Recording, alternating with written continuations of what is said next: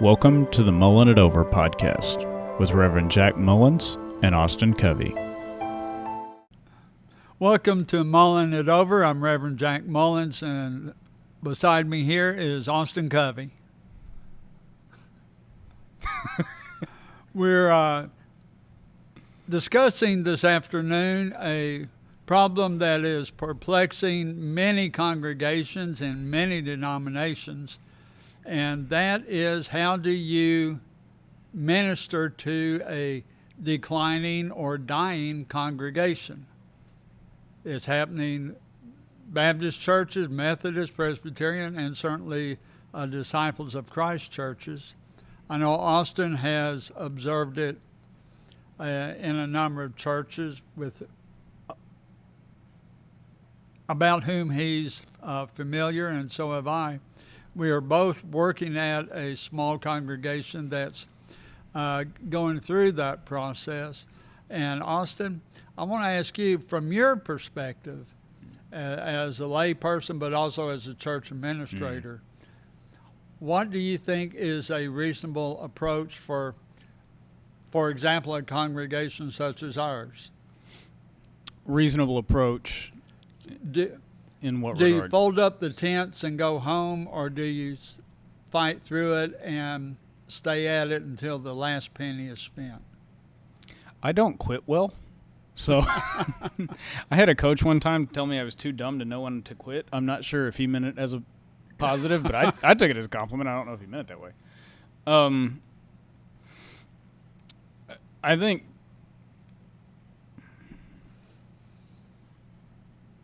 ultimately it depends on what your congregational body wants to do. Personally, I'm never going to advocate for just shuttering it and going to the house unless you, as much as somebody like me, as much as I may not want to, if your congregational body has decided that's what they want to do, then at some point you just have to accept that and go with it. That doesn't mean that you agree like it. Yeah. But I wouldn't try to force something. If the congregation has said, "Hey, we're done," don't try to force it. It may stink, but kind of accept that as the reality and move on. But if your congregation is open to doing or trying other things, I think you have sort of two thoughts, right? You can either go all in on something, or you can try to min-max it to the extreme. Like you can try to get your monthly bills as low as possible, get your expenses as low as possible, come up with creative ways to try to generate extra income. So you could either, say, hey, we're going to have this like really hard push for the next 3 months. We're going to dump everything we have into this. We're going to schedule a bunch of programming and do all these things and try to jumpstart it. Mm-hmm. And you just go all in. And if it works, great. If it doesn't, then you're done. Yeah. Or you can try to stretch the runway, so to speak, as long as you can and say, hey, look, we're going to try to get an extra 6 months or an extra year by cutting costs as low as we can and finding additional ways to sort of offset if you're operating in the negative or whatever. Say, hey, we're going to try to generate as much extra income as we can from outside sources.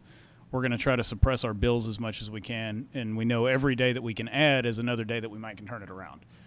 And I'm not necessarily saying one of those thoughts is right and one is wrong. Some of it, like in certain locations or with certain size congregations or with certain age congregations, the all-in on one big thing is maybe not feasible. Does that make sense? Yeah, because your volunteer pool, your labor pool is so diminished, and most time churches that are in the situation you're describing, they may be down to 25 members or less. Yes, and most of them may be older folks who aren't exactly as physically capable of doing things. You might have a location that's just not as conducive. If you're renting from someplace or if you have a smaller building, like if your building holds 50 people, probably going all in is not your jive, whereas maybe if you were in a bigger, older building where it's really 50-50 on are we going to have to sell the church, are we going to close, what are we going to do? If you have a facility like that you can really stuff people in, you could maybe go all in, like, hey, we're going to do all this wild programming and see what we can do.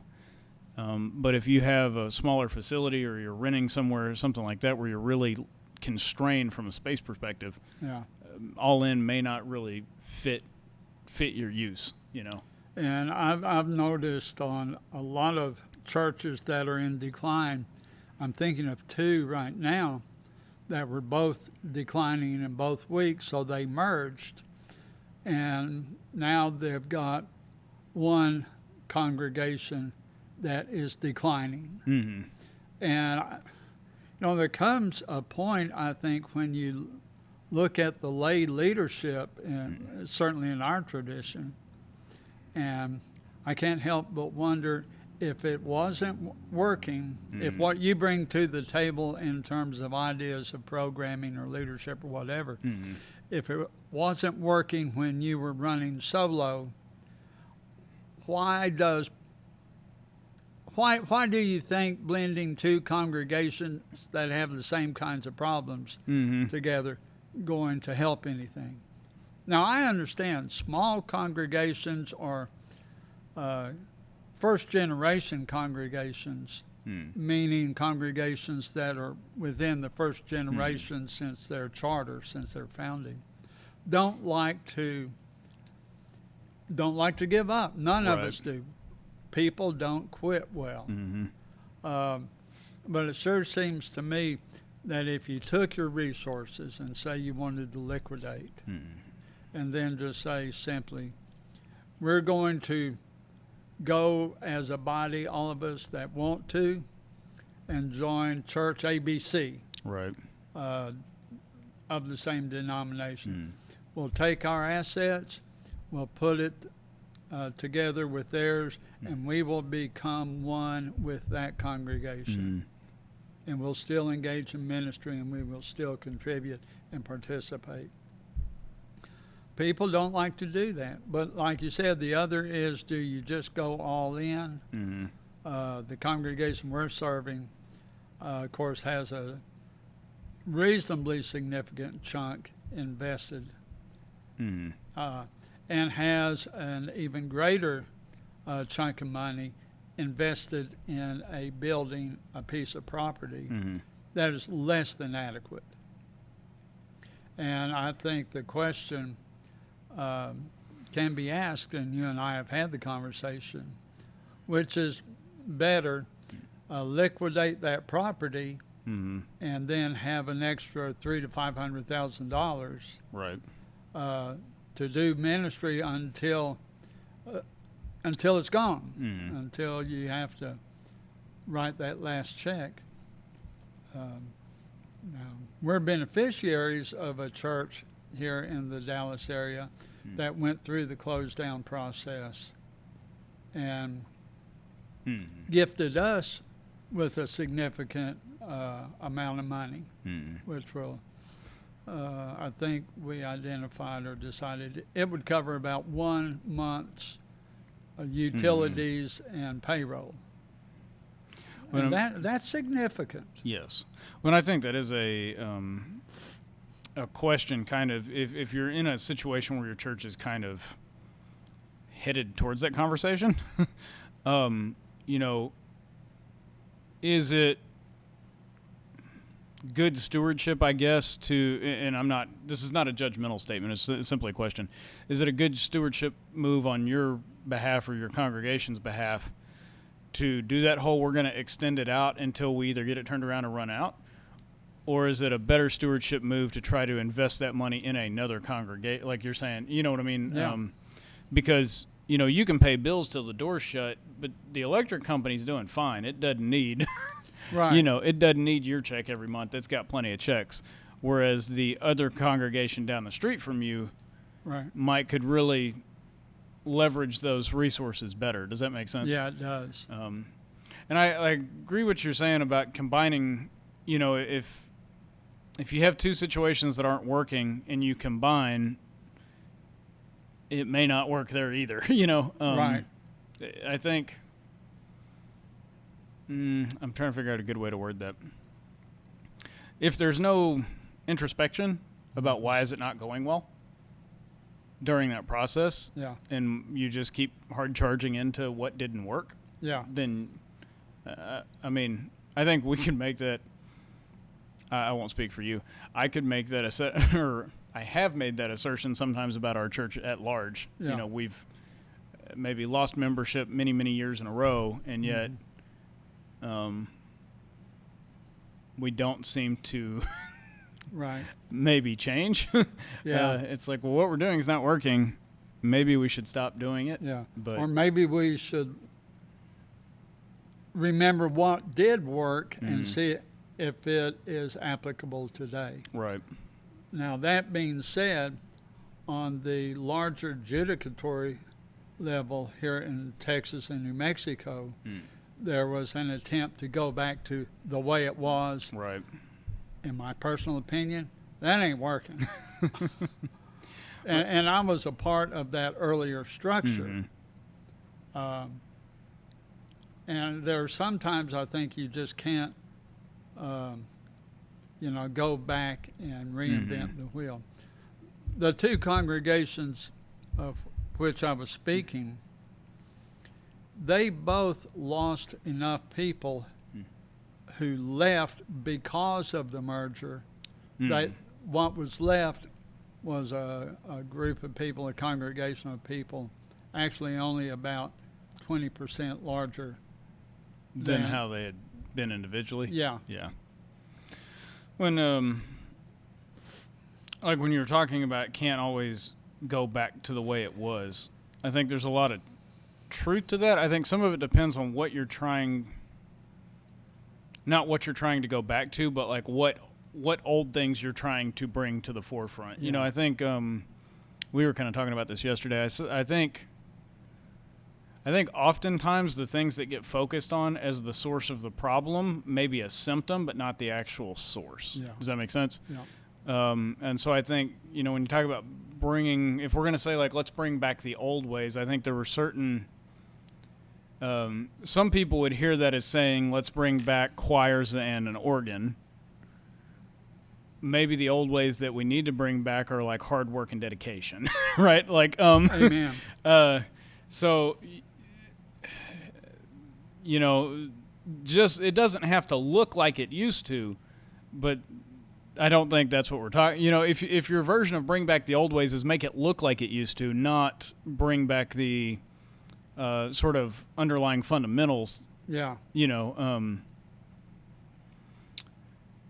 I think you can say, like you see that in sports or in other things, winning doesn't always look the same in the way that it's accomplished from maybe a schematic standpoint, but winning almost always looks the same in how it's accomplished from a work ethic, a discipline. The underlying fundamentals carry over. Yeah. I was serving a church in downtown Dallas, and they were going through a change in leadership, and we were trying to do something, and one of the longtime members who had been with that church since her childhood, and she was well beyond childhood. Wasn't in childhood anymore. Huh? No. And she said, don't you understand that's not the so-and-so way of doing things? To which I responded, and how has that worked out for you over the last 50 years? It hasn't. You've been in decline since 1965. Right. When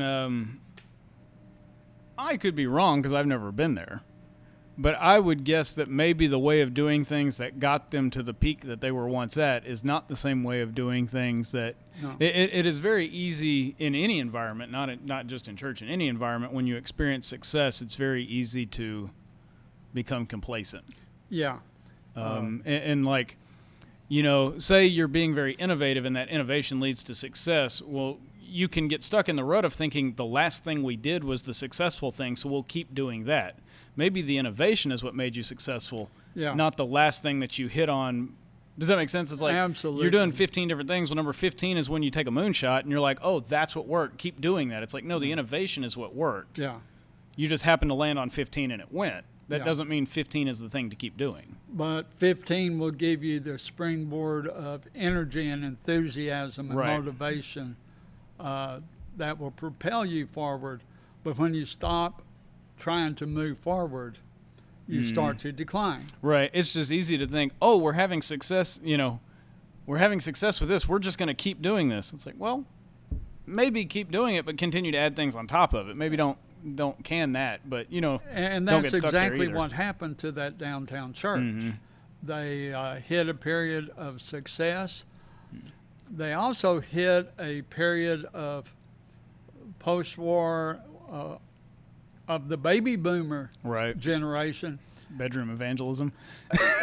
Thank you for saying that. Bad word, sorry. No, it's not, because it's true if you understand. Families were having lots of children. Yeah. And most of your families were having 2 to 3 to 5 kids. Mm. It's easy to grow a church when your families are young and they're bringing that many children Right. with them. But when you hit that period in history where families are having 1 or maybe 2 and they're waiting later in life, you can't count on that dynamic anymore. Right. But we change slowly, and that's unfortunate.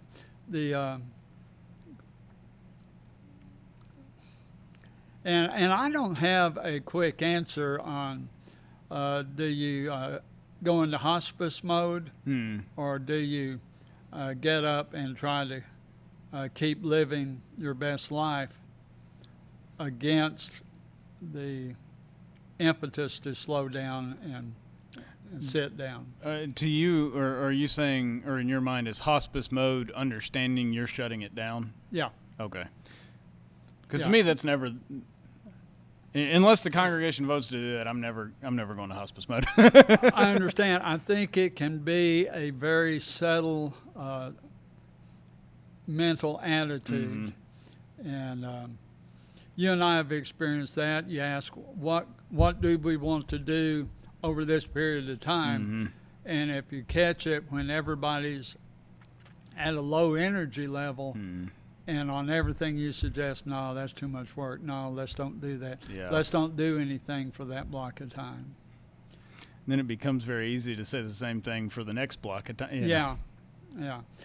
And, we got thrown a curve in that somebody said, well, we need to do this program. Yeah, well, that was one of the ones you said, no, we don't want to do it. Not that long ago. Yeah, I agree. And that's why we suggested it. It needs to be done. Right.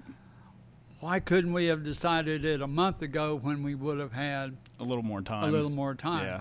Can we pull that one together? Yeah. Would have been nice to have had an extra 4 to 6 weeks. That's another thing I would say is if you are, if you're of the mentality of we're going to string the runway out as far as we can to try to get it turned around, if you're not doing the we're going to go all in, but you're like, hey, we think we can get it turned around, it's just going to be a long process. You kind of have to be strategic about what kind of events you plan and how you plan them. Because like we've both said, you probably have a small pool of workers, and it's a very high probability that those workers are going to be a little bit older. Yeah. They're not going to have the same level of energy that they had 30 years ago. So you kind of have to be, there's a word I'm looking for, and it's not coming to mind, but just sort of strategic, for lack of a better word, in how you plan things. You have to plan them more in advance. You have to be more strategic in your planning. You have to be more methodical about how you're doing things, and you have to be really efficient about how you want to do things so you don't burn people out. Yeah, and in the situation, I think, of lots of small churches that are in that boat, if you don't have capable and competent personnel on staff, you're not going to get it done because your volunteer labor pool isn't there. Right. And if you've got a couple of folks on staff, they can pull together some things. They just need more time to do it. Right. There's a lady I worked with previously who, I won't name her, but I used to joke that if you had 4 of hers, you could make any church run. Yeah. She could do anything. And she could pull it all off pretty quickly, too. And so, but you're not always fortunate enough to have those people. When you do have those people, just give them the general vision and then move. Like don't be a roadblock. Just kind of get out of the way and let them do their thing. Right. And then your challenge is to keep them focused and kind of reined in a little bit. It's like the bowling alley bumpers. You got to put the bumpers up because they might. A lot of those people are very high energy and maybe a little ADD or ADHD, and they'll squirrel and run out into the street. But we're having that discussion here in a very subtle kind of way. And I think the question is, when do we call the priest in to do last rites? We're not there yet. No. I think as long as church staff is willing to push and prod and encourage the congregational leadership, a congregation, even in those latter days, can still manage to do effective ministry and keep touching people. Yeah. It becomes more challenging. Impacting people. And impacting people. I'm not sure that touching people and... Yeah. I might not use that term these days. Sorry. Edit. Yeah, we'll cut that out. Or we'll just leave it in because it's funny. Yeah. We impact people. We don't touch people. That's right. We've both had healthy boundaries training. Absolutely. Sorry, I threw off your train of thought. The more you did, that train left the station. But in your opinion, and you've been around church organization, you've been on church boards, you've led church committees, you are as well experienced. You've served on staff for nearly 10 years now, one church or another? No, like 4 or 5. 5, okay. I think it was like 3 at Denton, and we're closing in on 2 here. Yeah. Okay. So you grew up in the church, and you grew up active in the church. Yeah, I did do the board and the cabinet thing prior to that too. Yeah. So you've got a good sense of what it takes to make a viable congregation. I guess you could say I've done consulting work with churches that probably has spanned 8 years or more. Okay. If you came into our situation, what would be, let's spin that a little differently. If you went to a different church with a comparable situation, say they are still in their older, smaller building. They're still in their church building. Okay. Smaller building or bigger building? I asked that because this congregation came from a much larger facility to where we're at now. Let's say bigger, but not so large that the maintenance costs are killing them. Gotcha. What would you say to them? What counsel would you bring to them? I would ask a lot of questions. What have you tried that hasn't worked? Why hasn't it worked in your estimation? I'd probably like to meet with a lot of people, not just the board or the staff leadership, just random people, ask them questions, see what their approximation is of the situation. How many people have you had in a staff leadership role over a given amount of time? Do you have a high turnover rate? Is there instability? If there's instability, they may not be able to tell you why there's instability, or they may not be willing to tell you, but you can kind of you can put 2 and 2 together. It's like, oh, you're churning through ministers every 2 years. Okay, there's some problems, right?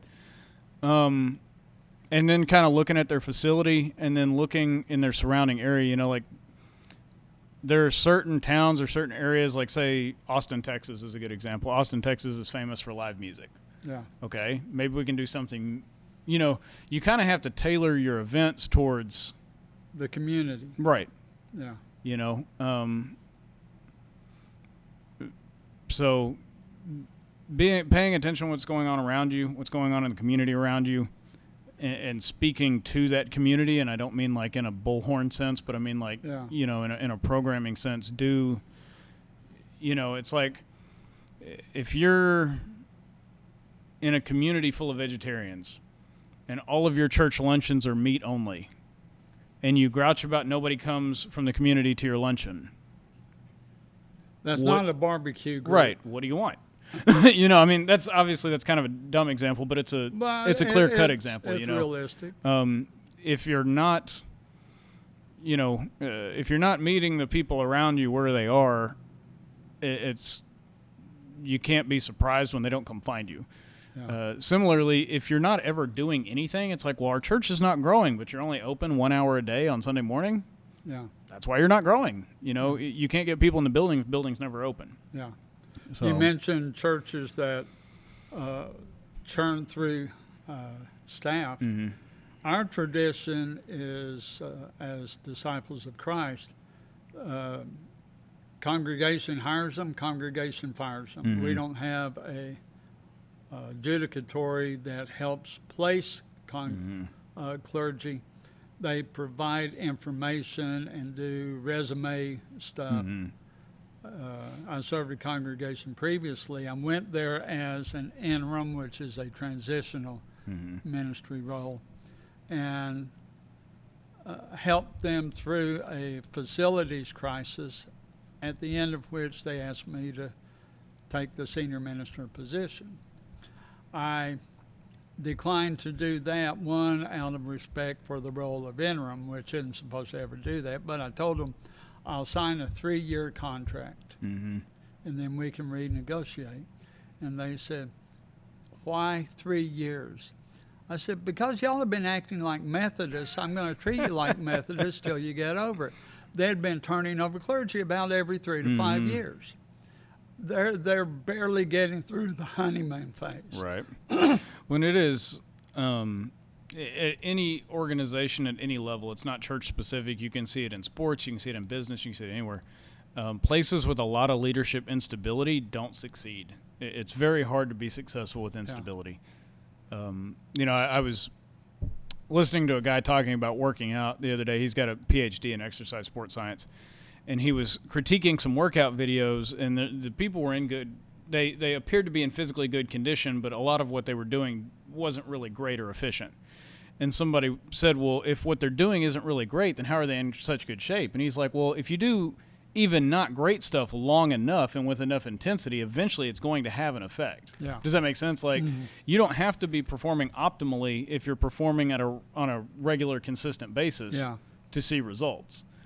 And I think that's true for a lot of other things. It doesn't have to be optimal, but it does need to be regular and consistent, and a lot of times that'll yield some results. And I've gone into congregations and look at what they've done, and they'll say, well, we tried this, but it didn't work. Mm-hmm. Okay, it's working in 95% of the churches. It's a good idea. It's a good program. It's a good plan. There could be a lot of reasons why it didn't work when you tried it. Right. Why don't we try it again and approach it a little differently? Maybe it's not the program, but the leadership you have or the way in which you try to implement it. And lots of times that same program will be a success that second time around.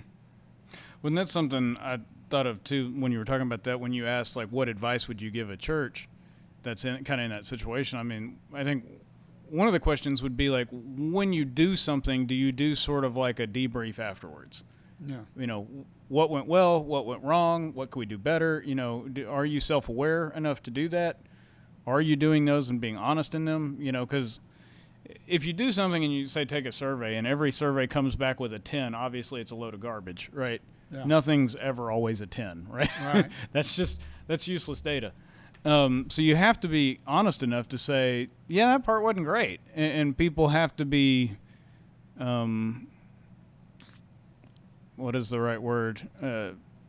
Firm enough in their self-confidence. That's not the term I'm looking for, but, they have to be confident enough that they can take constructive criticism, emphasis on constructive, just being the old Debbie Downer, oh, this is garbage, this is never going to work, or this is all terrible, or whatever. That's not beneficial to anybody. Yeah. But if you have to be able to take constructive criticism. You have to be able to look at a situation and go, yeah, we could have done that better, and these are the ways we could have done that better. And then like you said, do it again. Yeah. And, you know, most things don't succeed wonderfully the first time. I would give anything you're going to do, I would give it some pre-prescribed number of attempts or amount of time. Like, we're going to do this for 6 months, or we're going to Yeah. do this 5 times, or whatever. You know, don't necessarily jump on a judgment train after one go and go, oh, well, this is terrible, you know. Yeah. I think sometimes one of the challenges in our situation is we really do not have a good way to attract younger families. Mm-hmm. You commented our congregation trends toward mature. I didn't say that, but sure. And yeah, and you know, anyone under the age of 60 is going to find it an older congregation. And it's hard to come up with a plan that's going to attract and keep younger families.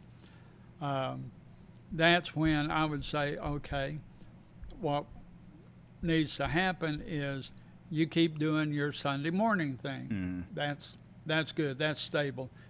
That works for the bulk of the sustaining congregation.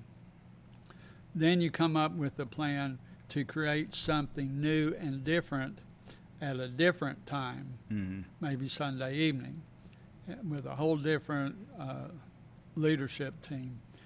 You may have to actually find the resources with which to hire that team across the board. And that's an expensive way to do things. But sometimes that's all you can do. And you might have to hunt for some grant money or some other things. When your comment there about attracting younger families kind of gave me another thought that we didn't touch on earlier. But if you're in a situation where your church is looking at changing buildings, maybe you have a bigger, older building and you're looking to move to something less expensive, think about those kinds of things as far as like attracting young, you know. Yeah. Does it, I mean, this is obviously basic, but does it have a playground? Does it have an area where there could be a playground? Does it have an area where there could be a nursery? Does it have, you know, does it have a separate room where you could have a children's church or something like that, you know? And like Jack was saying about, or you were saying, I'm talking to the camera, about is your church going into hospice mode or not? If you're picking a building that only fits exactly who you are right now, you're really going into hospice mode. Yeah. If you're just saying, hey, we just need a rebound, we need to offload this big thing that was really weighing us down, we need to create some liquidity, we need to find a building that fits more of who we are right now but who we want to be, you know, you can get a smaller building, but you can get a smaller building with a forward-thinking approach. Yeah. You know what I mean? Versus if you, whoops. Temperature is too high. What the heck? Pardon the slight technical difficulties. If you notice a slight jump or change in the image, it's because we had to move the camera. And now we're back. So welcome back, everybody. Of course, you may not know you left. If I do a good job editing, you don't know you left. But we know you left. And also, we don't know what we were talking about. I'm somewhat kidding. Yeah. I don't remember where I was. I don't either. I know we were talking about how to minister beyond a declining congregation. I think, were we still talking about picking your building? If you're making a move, pick a building that you can grow into. Yeah. I don't remember if that's where. Yeah, I think it generally is. You know, there's, unfortunately, by the time I think a congregation gets to the point of making those decisions, they feel as though their backs are up against the wall. Their membership has declined. They're depressed. They're discouraged. They're frustrated. Right. And those that are left are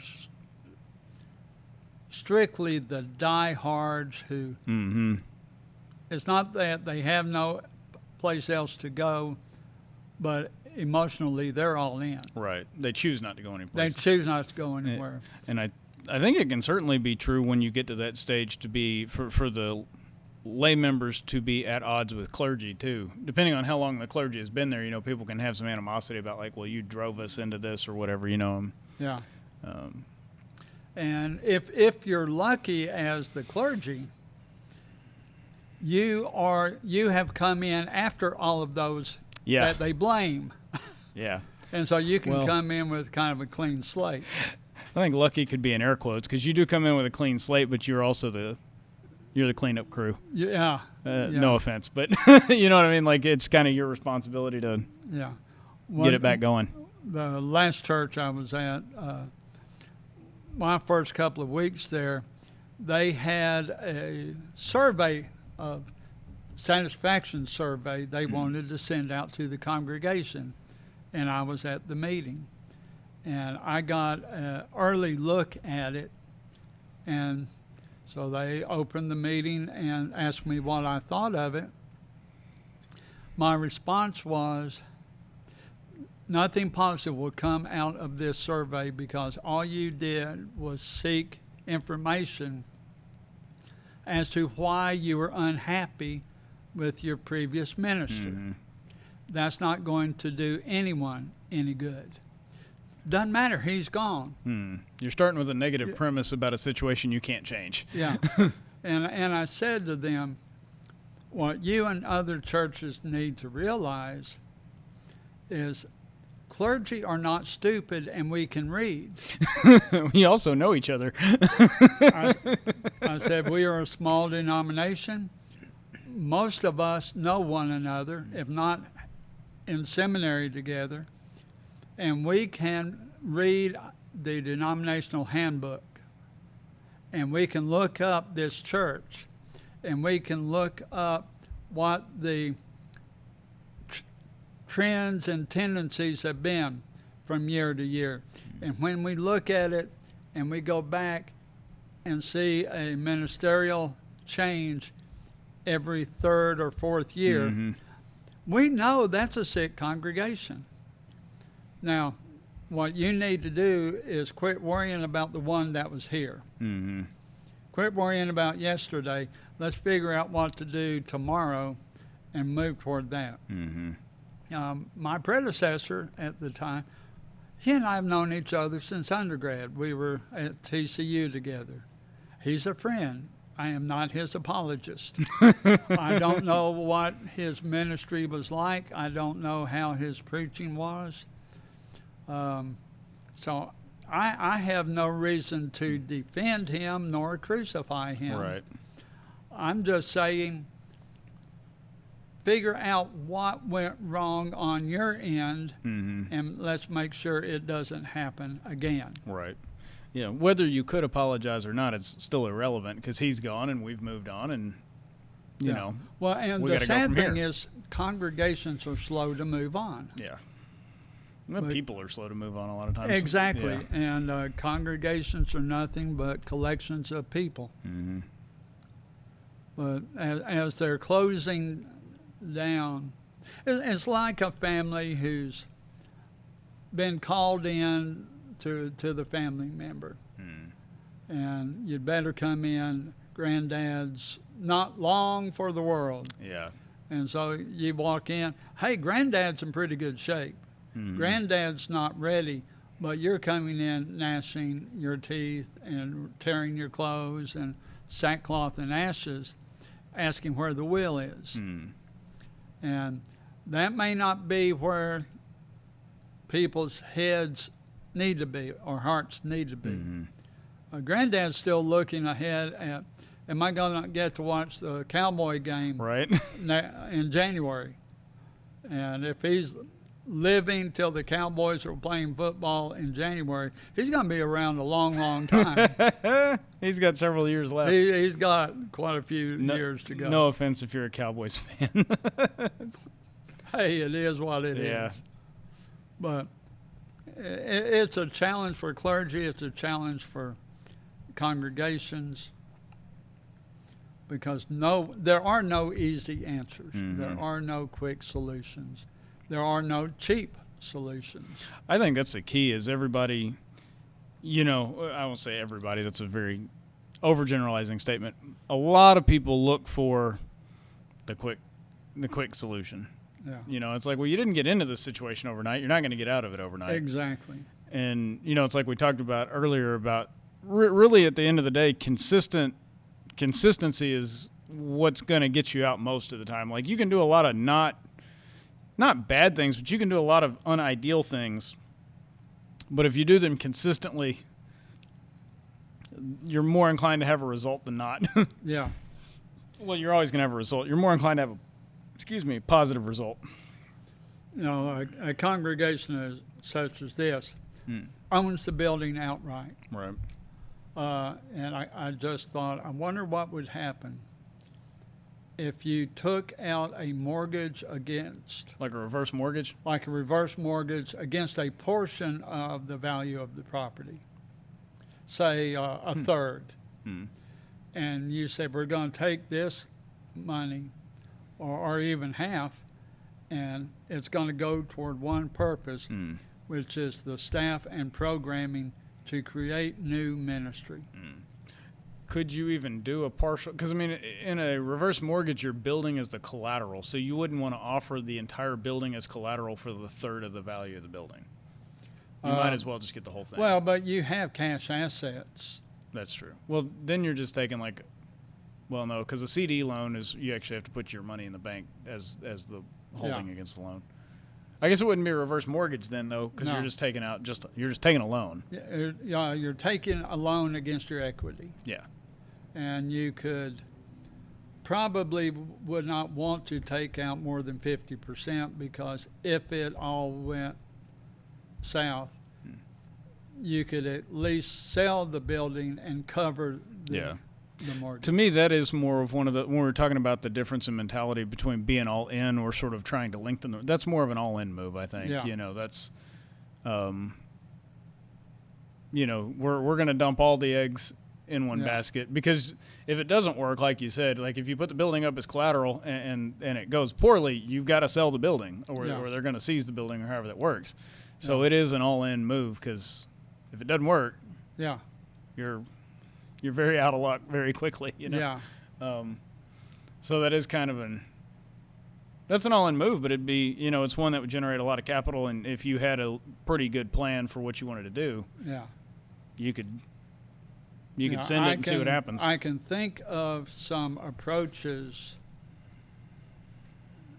There's no guarantee in success, and I don't know. It's just a situation where you're going to have to create an entirely new format and vision that is growth-oriented and forward-thinking. When, like you said, there's no guarantee at success? Yeah. Doing nothing, though, is a guarantee of failure. Absolutely. And that's something I think a lot of churches, they don't want to come to grips with it. Oh, we'll just stay here and it'll be okay. It's like, well, no, you're going to stay there and you're going to sink, if you don't do anything, you're guaranteed to fail. So if you stay there and keep doing what you've been doing, that it hadn't worked in 50 years. Why is it going to start now?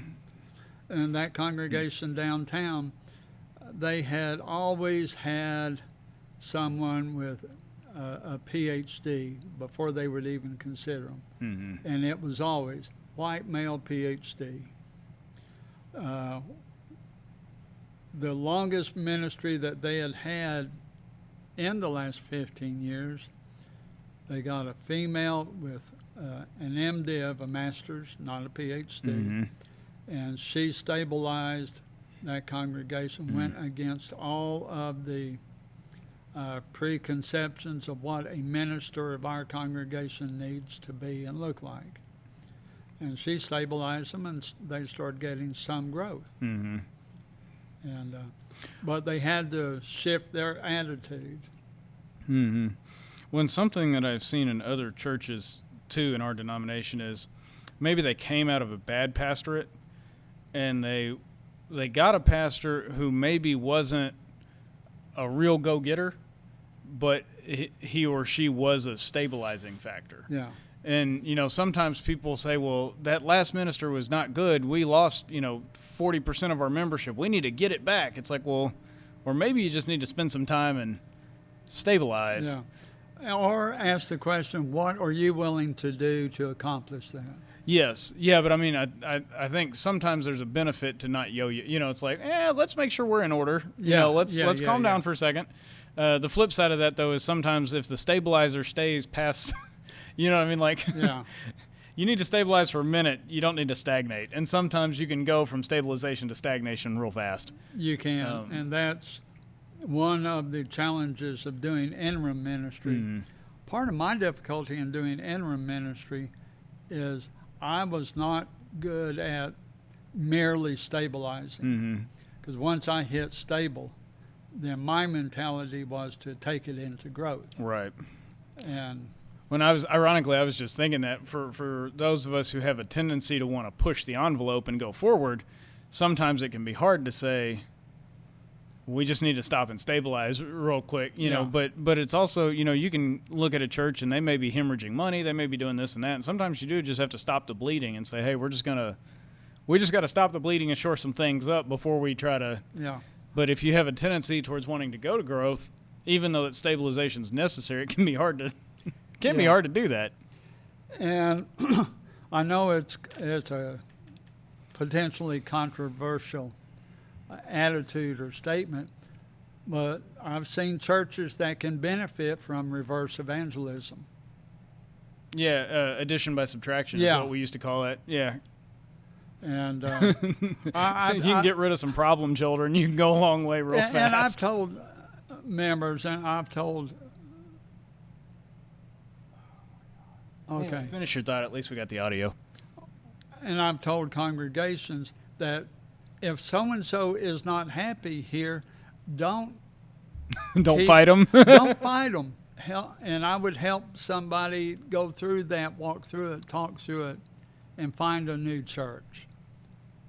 I don't care where you go, just go somewhere. To those of you who have stuck with us through the hardware problems, we appreciate you hanging out. You're probably just looking at a screenshot of us right now because the new camera died again. But thank you for joining us and listening and watching as long as you were able. And we look forward to chatting with you again real soon. Yes. And if you want a review of the Insta360 Ace action camera, the 6K version, not that Pro 8K version, that might be coming in hot too real quick because I may have some rants about this thing in a minute. We'll see what happens. Goodbye.